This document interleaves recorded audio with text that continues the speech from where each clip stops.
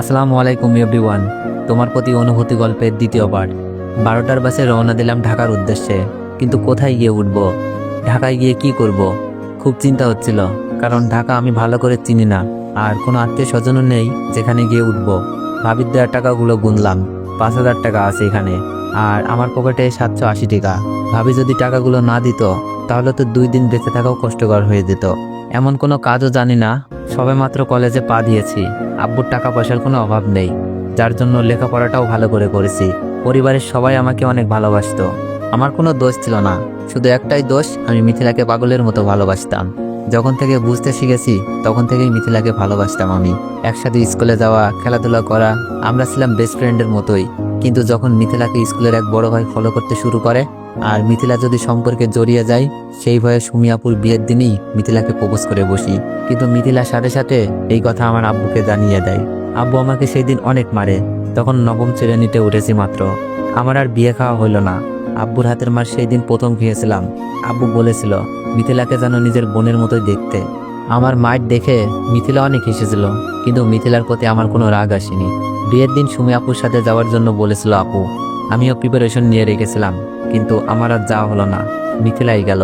আব্বু আমাকে মারের কারণটা শুধু ভাবিই জানতো, আর সবাই জেনেছিল আমি দুষ্টুমি করেছি তাই মেরেছে। অনেকে আব্বুকে রাগ দেখিয়েই বলেছিল দুষ্টুমির জন্য কেউ এমনভাবে মারে, আর বিয়ের দিন ফাজলামি করবে না তো কবে করবে। আপুকে আনার জন্য গিয়েছিলাম। আপু না যাওয়ার কারণটা কি জানতে চেয়েছিল, কিন্তু কিছুই বলে নাই। তবে মিথিলার মনে যেন আনন্দের জোয়ার বইছে। নতুন দুলাভাইয়ের সাথে ভালোই খাতির জমেছে। আমার খুব ভালো লাগতো বড় ভাইয়ের অভাবটা দুলাভাইকে দিয়েই পূরণ করুক। আপুকে নিয়ে বাসায় আসলাম। দুলাভাইয়ের সাথে আমারও ভালো সম্পর্ক গড়ে উঠেছে। খুব ভালোই যাচ্ছিল দিনগুলো। কিন্তু বারবার মিথিলাকে আমার মনের কথা বলার চেষ্টা করেছি। মিথিলা বলতো আমি তোকে শুধু ভাইয়ের মতোই দেখি। দুলাভাইকে দিয়েও বলেছিলাম অনেকবার, কিন্তু কাজ হয়নি। তবে দুলাভাই আর মিথিলাকে অনেকবার একান্তে দেখেছি। মনে হচ্ছিল প্রেমিক প্রেমিকা বসে প্রেম করছে, কিন্তু আমি তখন এইসব নিয়ে ভাবি নাই, কারণ মিথিলা দুলাভাই এমন না। পরবর্তীতে এমনই হলো। হঠাৎ মোবাইলে মেসেজ টিউন বেজে উঠলো। কল্পনা থেকে বাস্তবে ফিরে আসি। মিথিলার নাম্বার থেকে মেসেজ। কি লিখেছে? আমার রূপ বের করতে গিয়ে নিজেই ধরা খেয়ে গেলি, কি অভিনয়টা না করলাম। মিথিলার লেখাটা পড়ে চোখের কোণে জমে থাকা কষ্টগুলো বের হতে যাচ্ছিল। আমি জানি না তুই এমনটা কেন করছিস, তবে আমি চাইলেই তোদের রূপটা বের করে দিতে পারতাম, কিন্তু তোর সম্মান আর আপুর সংসারের কথা ভেবে কাউকে কিছু বলি নাই। মিথিলা বলল, তাই নাকি? তোর কাছে কি প্রমাণ আছে নিজেকে সাধু বানানোর জন্য? তবে কেন তোকে বাসা থেকে বের করেছি জানিস? যেন আমাদের সম্পর্ক আর কেউ না জানে, আর তোর কাছে যেন ছোট হয়ে না থাকতে হয়। আমি বললাম, ভালো করেছিস, এতে আমার কোনো দুঃখ নাই। শুধু বলবো আপু সংসারটা যেন নষ্ট না করিস। তোদের এই অবৈধ সম্পর্ক নষ্ট করে সবাই যেমন ভাবতো তোকে সেই রকম যেন ভাবে। মিথিলা বলল, তুই আমাকে বলবে আমি কি করব? আমি দুলাভাইকে বিয়ে করব। তারপর আমি রিপ্লাই দিলাম, কিন্তু মেসেজ সেন্ড হচ্ছে না। বুঝতে বাকি নেই এই সিমটা নষ্ট করে ফেলেছে। কিন্তু আমার মনে খুব ভয় জন্মেছিল, আপুর সংসারটা কি মিথিলা ধ্বংস করে দিবে। তাই আমি সাথে সাথে দুলাভাইকে ভিডিও পাঠিয়ে ছোট করে মেসেজ লিখে দিলাম। আমি চাইলে এই ভিডিওটা সবাইকে দেখাতে পারতাম, এতে করে আপনার সম্মান কোথায় যেত একবার ভেবে দেখেন। কিন্তু আমি তা করিনি। আমি না হয় এই অপবাদে ভালোভাবে বেঁচে থাকতে পারবো, কিন্তু মিথিলার আব্বু নাই। আমার আব্বু নিজের মেয়ের মতো করে আদর করে, সেই আদরটা থাকতো না। আর মিথিলার সম্মানটা কোথায় থাকতো? আর আপনার আপুর চোখে সারা জীবন ধর্ষক হয়ে বেঁচে থাকতেন। হতে পারতো আপনার সংসারটা ভেঙে গেছে, আর আমাদের বাড়িতে সেই সম্মানটা আছেই, সেই সম্মানটা ঘৃণায় পরিণত হতো। তাই আপনাদের একটা সুযোগ দিলাম, আপনাদের অবৈধ সম্পর্ক নষ্ট করুন, সম্মান আর আপুর ভালোবাসা নিয়ে বেঁচে থাকুন। মনে রাখবেন আপনার একটা ফুটফুটে বাচ্চাও আছে। আমি মেসেজটা দিয়ে বসে রইলাম। বাস একটা স্টেশনে এসে থামলো। বাস থেকে নেমে পেটে খুব ক্ষুধা লাগছিল, তাই হোটেলে গিয়ে খাবার খেয়ে নিলাম। রাস্তার পাশ ধরে হাঁটছি, কিন্তু এখন আমি কোথায় যাব, কি করব ভেবে পাচ্ছি না। আব্বু আম্মুর কথাগুলো কানে বাজছিল। তুই আমার ছেলে না, তোকে কোন পাবে পেটে ধরেছি। মাগো, তুমিও তোমার ছেলেকে চিনলা না? চোখ থেকে অনবরত পানি ঝরছিল। অন্য মনস্ক হয়ে রাস্তা দিয়ে হাঁটছিলাম। দুপুর গড়িয়ে বিকেল। হঠাৎই রাস্তার মাঝখানে একটা বাচ্চাকে দেখলাম, যে কোনো মুহূর্তে গাড়ির নিচে চাপা পড়তে পারে। আমি কোনো কিছু না ভেবেই ব্যস্ত রাস্তায় নেমে গিয়ে বাচ্চাটিকে কোলে নিয়ে রাস্তার পাশ দিয়ে যাই। কিন্তু শেষের দিকে একটা গাড়ি এসে আমার পায়ের উপর উঠিয়ে দেয়। আমি ব্যথায় কাতরাচ্ছি। বাচ্চাটির মা এসে আমাকে হাসপাতালে নিয়ে গেল, আর একদিক দিয়ে আমাকে ধন্যবাদ জানাচ্ছে, অন্য দিক দিয়ে নিজের বেখেয়ালির জন্য বাচ্চাকে বাঁচাতে গিয়ে আমার এমন অবস্থার জন্য নিজেকে দোষারোপ করছে।